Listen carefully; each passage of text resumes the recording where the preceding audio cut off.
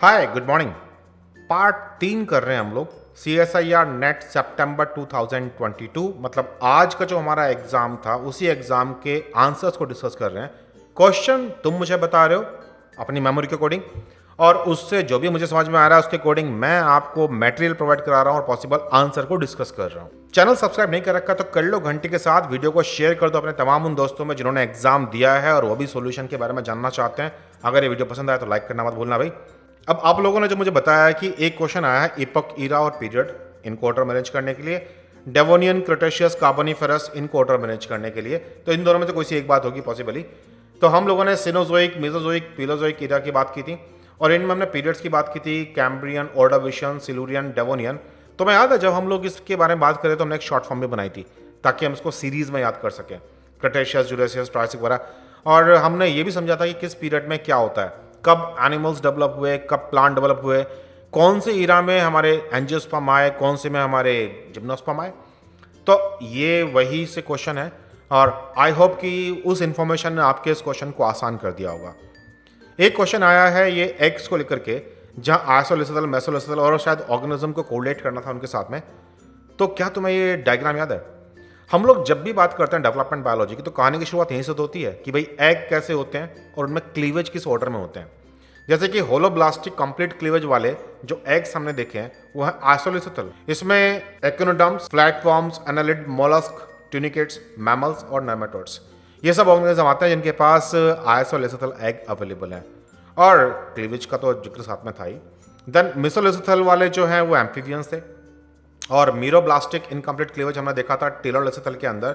तो भाई यहाँ पर मेरे पास मोलस्क हैं, फिश, रेप्टाइल्स, बर्ड्स हैं और इंसेक्ट्स सेंट्रोलिसिटल।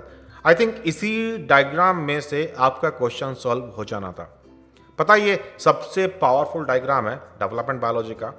जब भी कोई स्टार्टिंग में कोई क्वेश्चन सोचता है कि भाई मुझे डेवलपमेंट बायोलॉजी में कोई क्वेश्चन देना है तो ये क्वेश्चन फाउंडेशन है, तो यहाँ से क्वेश्चन देना चाहेंगे सभी लोग और इसलिए ये डायग्राम बड़े इंपॉर्टेंट बन जाते हैं आने वाले एग्जाम्स के लिए भी।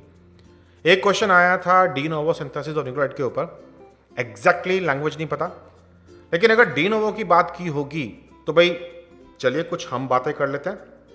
हम जानते हैं कि जो हमारे ATP, CTP, TTP, UTP और GTP, इनमें से ये दो तो हैं प्यूरिन्स और ये तीन हैं पायरामिडीन। और इनकी सिंथेसिस के लिए दो पाथवेज हैं, एक डी नोवो और एक साल्वेज। डी नोवो पाथवे तो चलती रहती है, लेकिन अगर किसी कारण से पाथवे ना चल पाए तो भाई साल्वेज पाथवे का भी हम इस्तेमाल करते हैं। तो मैं याद है यही प्रॉपर्टी का इस्तेमाल करके कभी हमने मोनोक्लोनल एंटीबॉडीज वाली बात भी की थी, हैट मीडियम की स्टोरी। एनीवे, तो डी नोवो पाथवे की स्टोरी ये थी। डी नोवो का मतलब था बिल्कुल नए सिरे से, simple amino acid, simple molecule का इस्तेमाल करके प्यूरिन और पायरामिडीन की सिंथेसिस, और दोनों की पाथवे अलग अलग थी। जैसे प्यूरिन में क्या था कि भाई सबसे पहले IMP बनेगा, फिर IMP से मॉडिफाइड होकर के AMP बनेगा, या फिर IMP से मॉडिफाइड होकर के बनेगा GMP। मतलब जो प्यूरिन्स थे उन दोनों को बनाने के लिए कॉमन इंटरमीडिएट था IMP। हाँ, ये जो मोनोफॉस्फेट्स हैं बाद में चल के ट्राइफॉस्फेट्स में कन्वर्ट किए जाएंगे। ऐसे ही हम लोगों ने देखा था कि जब हम बात कर रहे थे पायरामिडीन्स की तो ओरेट से कहानी शुरू हो रही थी। ओरेट हालांकि मिडिल स्टेप है। इसके बाद में पहला जो मॉलिक्यूल दिखने लायक हमें बन रहा था वो था UMP, जो बाद में UTP में कन्वर्ट हुआ और इसी से मुझे CTP मिला। तो हमारे पास जो ये UTP, CTP और TTP, क्योंकि तो RNA में इस्तेमाल होगा, DNA में इस्तेमाल होगा, तो ये सारे इसी पाथवे के द्वारा अल्टीमेटली बनने वाले थे। कॉमन इंटरमीडिएट UMP बनेगा, फिर UMP से जिसको जो बनाना है वो बन जाएगा।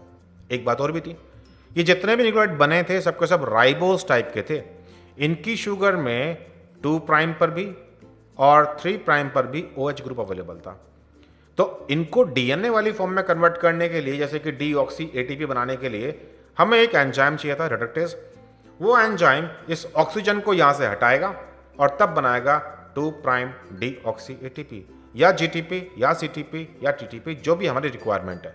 अब जो ये एंजाइम था, इस एंजाइम का डिफरेंट कई तरीके से कंट्रोल था एलोस्ट्रिकली अपने सबस्ट्रेट्स के द्वारा, और यहाँ पे तमाम न्यूक्लियोटाइड आते थे ये बताने के लिए कि भाई किसको बनना है किसको नहीं बनना, ताकि सेल के अंदर एक प्रॉपर बैलेंस पूल मेंटेन रहे।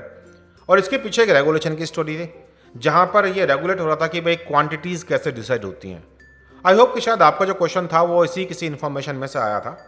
एक क्वेश्चन मुझे बताया गया है कि जो लाइट वाला एक्सपेरिमेंट है क्लासिकल, जो हम 12th क्लास से पढ़ते आ रहे हैं, उसके ऊपर भी कुछ क्वेश्चन था। जिसे याद है कि शॉर्ट डे के अंदर हमने पाया था कि जब दिन छोटा होता है तभी फ्लावरिंग होती है। अगर ये लंबी रात को हम बीच में फ्लैश ऑफ लाइट से हम डिस्टर्ब करते हैं बीच में, तब मुझे फ्लावरिंग देखने को नहीं मिलती।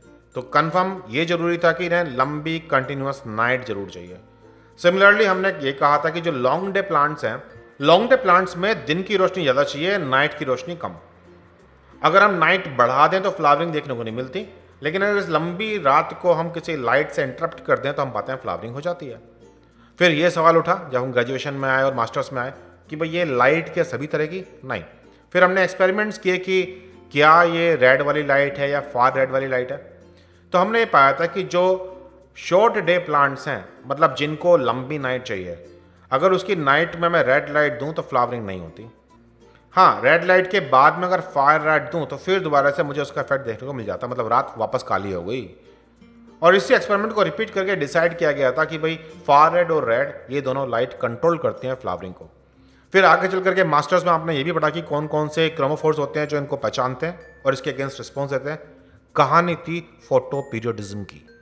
शायद आपका क्वेश्चन इसी इंफॉर्मेशन में से था।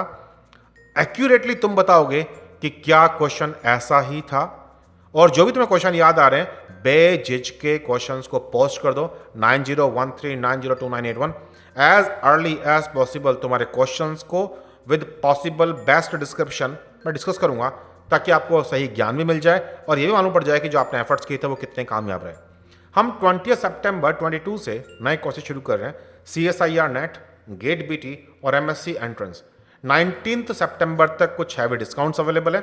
अगर आप भी ये कोर्स ज्वाइन करना चाहते हैं तो मुझे व्हाट्सअप कर दीजिए 9013902981। मैं इंतजार कर रहा हूँ आपके और क्वेश्चनों का, और मुझे पता है कि आप इंतजार कर रहे होंगे और डिटेल्ड सॉल्यूशंस का। चलिए फिर मिलते हैं जल्दी, बाय बाय।